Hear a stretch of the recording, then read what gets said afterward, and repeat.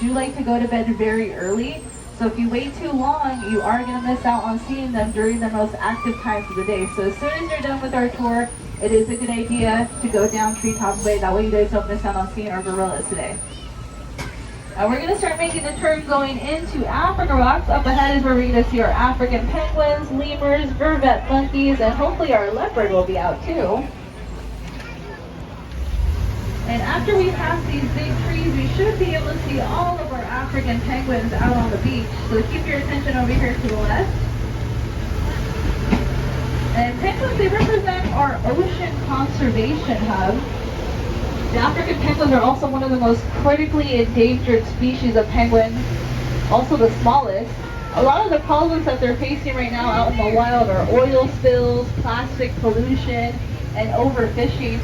But here at the zoo, we are home to a stable population of African penguins, and over the last few years, we've been very lucky enough to have a lot of chicks that were born here.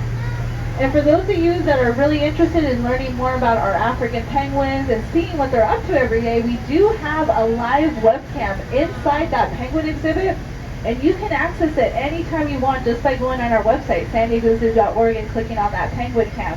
So if you're ever up late at night and you already watched everything on Netflix and Hulu, why not see what our penguins are up to? That camera is always on and ready for you guys to log into.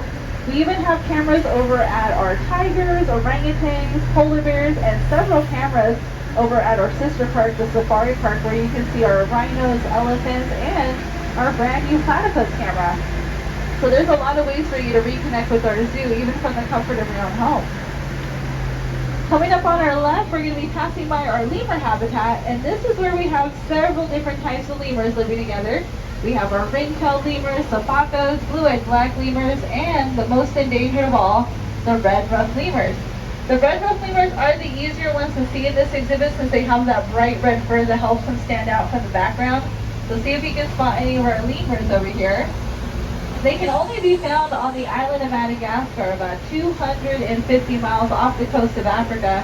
And just on that tiny island alone, there's over 100 different species of lemurs that can be found.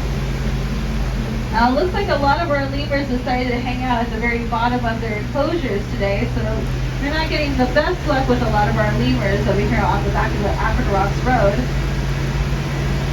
But if you come back here on foot, you will be able to see our lemurs, vervet monkeys, fusas, honey badgers, and all the way at the very top of the hill is where you'll find our hamadryas, baboons, and geladas. So there is a lot for you guys to see when you come back here on foot through Africa Rocks. Coming up over here on our right-hand side, we are going to be coming across our Queenslander House, where we have all of our koalas. And this is where we have all of our males. Males are a little territorial, so they do have to have their own separate enclosures. And anytime that you come over to see our koalas, I can guarantee you they are going to be sleeping. On average, they sleep about 20 hours a day. So you can see one of our males all the way up at the very top of the trees there.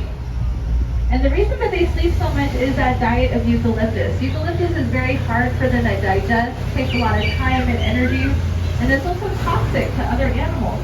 But luckily the koalas have a special bacteria inside their stomachs, helps break down that toxic oil and makes the eucalyptus safe for them to eat.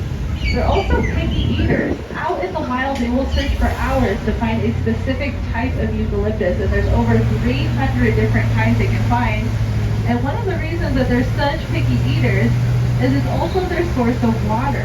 So they do have to be a little bit picky about what they're eating every day. Over here to the right, you'll be able to see our female side of the koala yard. You can see our females a little bit better than our males.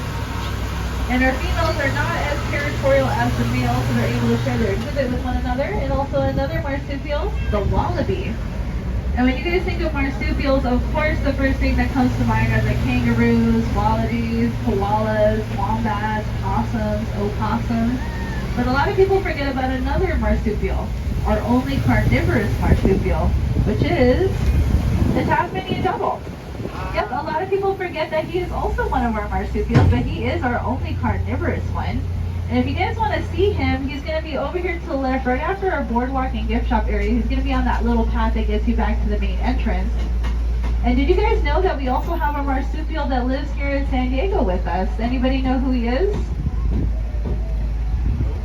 It's the opossum. Yep, I have about 3